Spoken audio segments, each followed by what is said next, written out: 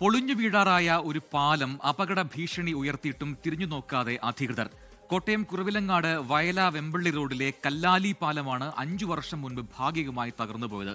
Road നവീകരണം പൂർത്തിയായിട്ടും പാലം പുതുക്കിപ്പണിയാഞ്ഞത് ഒരേ സമയം അപകട ഭീഷണിയും ദുരിതവുമാവുകയാണ് നാട്ടുകാർക്ക്.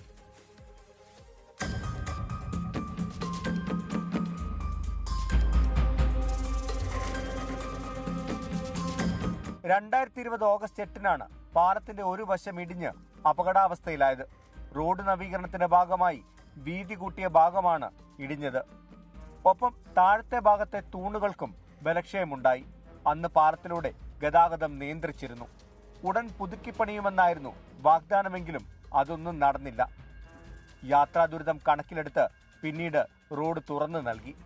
ഇപ്പോൾ ബസ്സുകളടക്കം നിരവധി വാഹനങ്ങൾ ഇതിലെ കടന്നു പോകുന്നുണ്ട്. എന്നാൽ പാലത്തിന്റെ അപകടാവസ്ഥ ആരും ശ്രദ്ധിക്കുന്നില്ല.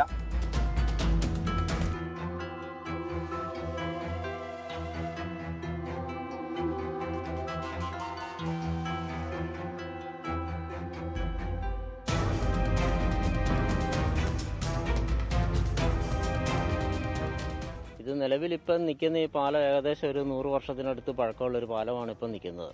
കാരണം നമുക്ക് കാണുമ്പോൾ അറിയാം ഇതിൻ്റെ അടിയിലത്തെ തൂണുകളെല്ലാം വിട്ടിരിക്കുന്നു, ഇതിൻ്റെ കമ്പികളെല്ലാം ദ്രവിച്ചിരിക്കുന്നു. അടുത്തൊരു മഴ അതിജീവിക്കാനുള്ളൊരു ശേഷിയില്ലാത്തൊരു പാലമായിട്ട് തന്നെ ഇത് മാറി. ഈ കഴിഞ്ഞ 7 വർഷം മുമ്പുണ്ടായ പ്രളയത്തിൽ ഇതിൻ്റെ ഒരു ഭാഗം ഇടിഞ്ഞു പോവുകയും അന്ന് ഇവിടെ ഭയങ്കര ജനകീയ പ്രക്ഷോഭം അടക്കമുള്ള സംഘടിപ്പിച്ച നാട്ടുകാരും എല്ലാവരും കൂടെ ചേർന്ന് ഈ പാലം ഇപ്പോൾ ഉടൻ നിർമ്മിക്കുമെന്ന് പറഞ്ഞെങ്കിലും വർഷം ഇത്ര കഴിഞ്ഞു, തെരഞ്ഞെടുപ്പുകൾ പലത് കഴിഞ്ഞു.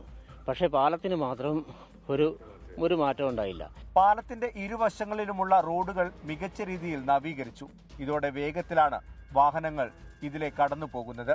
പാലത്തിന് വീതിയില്ലാത്തതിനാൽ അപകടമുണ്ടാകുന്നതും പതിവാണ്. ഇത് 2019 മുതൽ ഈ പാലം ഇടിഞ്ഞു കിടക്കുന്നതാണ്.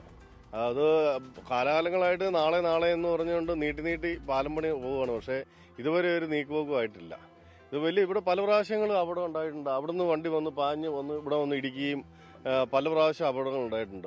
അതുപോലെ തന്നെ ഈ ഓപ്പോസിറ്റ് സൈഡിൽ നിന്നും ഇത് തന്നെയാണ് സ്ഥിരമായിട്ട് സംഭവിക്കുന്നത്.